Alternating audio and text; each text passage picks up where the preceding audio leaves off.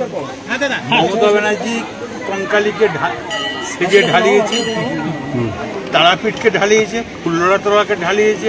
এমন কোনো পীঠস্থান নাই বীরভূমে মমতা ব্যানার্জি টাকা দেয়।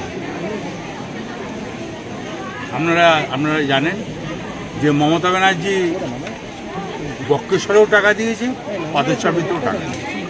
তাই কঙ্কালী মায়ের এখানে যা সেজেছে, যেগুলো বাকি আছে দেয়ালির পর সব করে।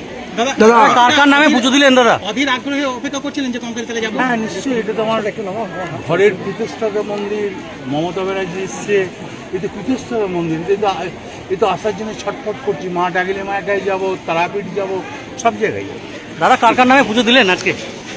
নিজের মেয়ে দিলাম, সুতবা পাল দিলাম, আমার স্ত্রীর নামে দিলাম, অভিষেক মমতা ব্যানার্জি। দাদা পার্থক্য কিছু বুঝতে পারছেন কঙ্কালীতলায় 2 বছরে কোনো পরিবর্তন এসছে কঙ্কালীতলা মন্দিরে? কোনো পরিবর্তন। দাদা কঙ্কালীতলা পুজো দেওয়ার সময় আবেগপ্রবণ হয়ে পড়েছিলেন।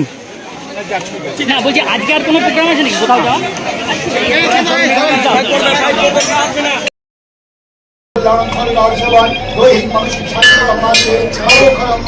কর্মক্ষেত্রে শুভ কল্যাণ কামনার্থে মা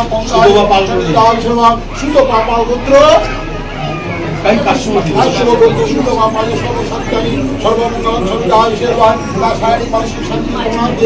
সর্বকল্যাণ কামনার্থে ছবি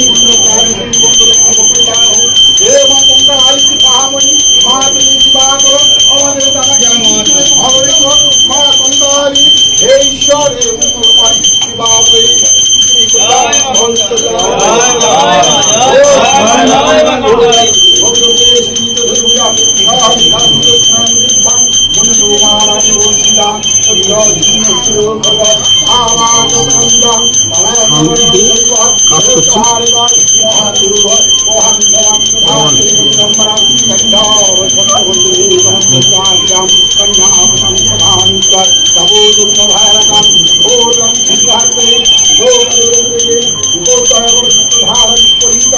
ভগবান মহানিত্যম কখনো ভাগবাসিনী আলোকায় মন্দিরকায় বিহারিতাম ভগবান দক্ষিণায়তি রঘু বান্ধবর্যায় নমো মহাদেব জয় পরিষ্কার শ্রীমাদি ভোগরাম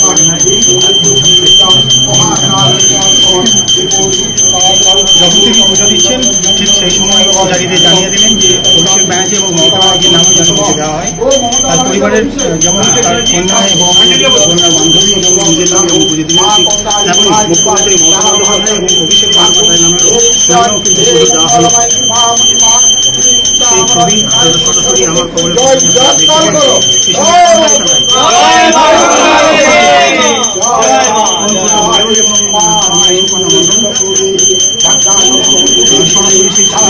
ছবি